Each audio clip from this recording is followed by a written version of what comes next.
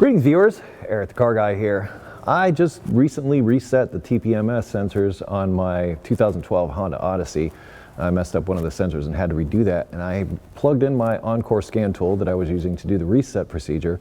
And then it occurred to me, how about I make a video about checking your vehicle when it's working? There's nothing wrong with my Odyssey, no check engine lights on and no anything. However, especially if you're new to using a scan tool, or you just got a new scan tool, or you just got a new vehicle like what I have here, it's probably not a bad idea to plug it in and see what it looks like when it's acting normally. That way when it breaks, you've got a better idea of what you're looking at. Let's just start with engine. All right, data stream. I will customize, because you can pick and choose the things you want to look at. You might consider just looking through everything. Look at it all. I mean, like, familiarize yourself with the tool. Find out what it's capable of. Find out what it can read. Now I can go through and look at all the things that I want to look at. I don't care about the AC clutch. Catalyst monitors, yeah, I don't really care about that. How about an O2 sensor? Intake manifold tuning, I don't really care about that. Rocker arms, I don't really care about that. See, that's the thing. If you pull up the whole list, you'll be there a while. Idle learn, starter relay, yeah, give me that oxygen sensor. Throttle actuator control module. Let's look at the supply voltage, just for the heck of it. Power steering pump, nah, we don't care about that. Cruise control, I don't care about that. Lambda sensors, give me those. I want to see those. Mill status, I'm not really too worried about that. Starter switch, immobilizer, fuel cup, evaporative emissions, EGR flow, yeah, why not? Electric load detection, that actually works the alternator. Let's look at the heaters. Barrel sensor, that's a good one to look at. Also the mass airflow sensor, if you have one of those, that's a good one to look at, because if you have problems there, those are nice to know. Coolant temperature, yeah, that's always a good one. Intake air sensor, hey, what the heck. TP sensor, why not? Heated oxygen sensors, I'm gonna look at those. VPS, fuel trim, that's a good one. Fuel trims, pull those up and take a look at those and get to know what normal is, because fuel trim can tell you basically how the engine is running. So I'm going to pull up all the fuel trims that I have. Engine coolant temperature.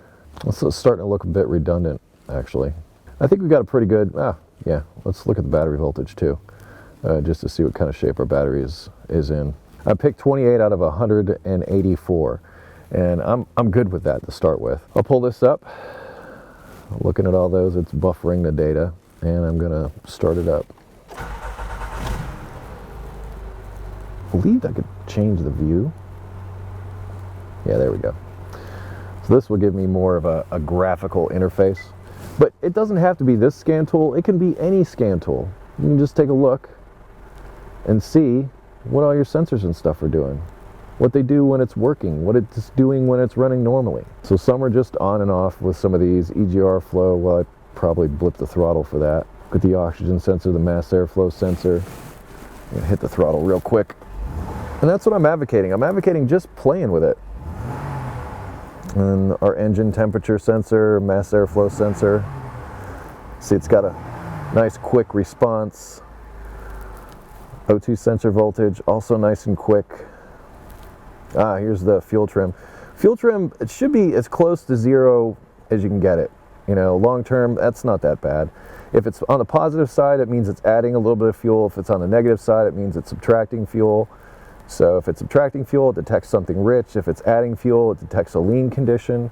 But that's a pretty good indicator of, you know, what kind of health the engine is in. It's running slightly rich. I'm not really overly concerned about that. It's still less than 1. Throttle position, that works. And you could sit there for some time. Misfire counter. If I were looking at this for the first time and seeing this, I might be saying to myself, hey, what's misfire cycle counter? What is that supposed to read? Well, now I know, because everything's working. There's no check engine lights or anything here. And this is my point. Grab your scan tool, find out what it's capable of, take a look at some of the parameters, and see what's normal. If you know what normal is, then you'll be able to better diagnose things when things aren't going right. Well, there we go. Grab your scan tool, plug it into your vehicle when it's working, and figure out what normal is. The more you know about what normal is and what you're looking at different operating temperatures, take it for a drive down. Well, actually, don't drive it down the road and look at the scan tool. Have somebody else drive it while you look at the scan tool. Do something like that. And with that information, the next time something does go wrong, you'll be better prepared because you'll know what normal is. Anyhow, if you have automotive questions, I'd ask you to head over to EricTheCarGuy.com and use the resources there. If you wish to connect with me socially, I can be found on Google+, Facebook, Twitter, also Instagram. And close each of my videos with be safe, have fun, stay dirty, and don't forget to play with your scan tools. I'll see you next time.